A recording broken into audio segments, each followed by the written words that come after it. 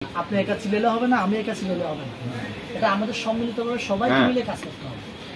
বুঝতে পারছেন না? আজ বান্দরবান শহরের বিভিন্ন এলাকায় সিএসটি সম্প্রীতি জোটের পক্ষ থেকে শান্তি, সম্প্রীতি ও স্থায়ী নিরাপত্তা প্রতিষ্ঠার লক্ষ্যে সচেতনতামূলক লিফলেট বিতরণ করা হয়।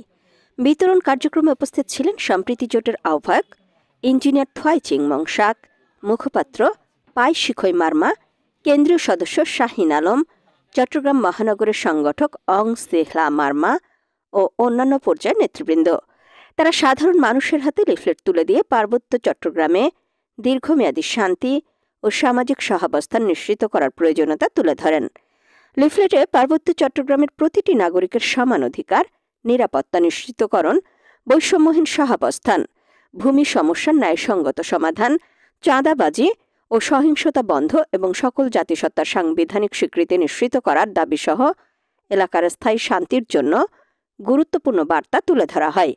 ইঞ্জিনিয়ার থোয়াই চিংমং শাক বলেন, পার্বত্য চট্টগ্রামে স্থায়ী শান্তি নিশ্চিত করতে হলে সমাজের সব শ্রেণী পেশার মানুষকে সম্প্রীতির মূল্যবোধে একত্রিত হতে হবে। একই সঙ্গে তরুণদের বিভাজনমূলক রাজনীতি ও সহিংসতার পথ থেকে দূরে রেখে উন্নয়ন, নিরাপত্তা ও ভ্রাতৃত্বের পথকে বেছে নেওয়ার আহ্বান জানানো হয়।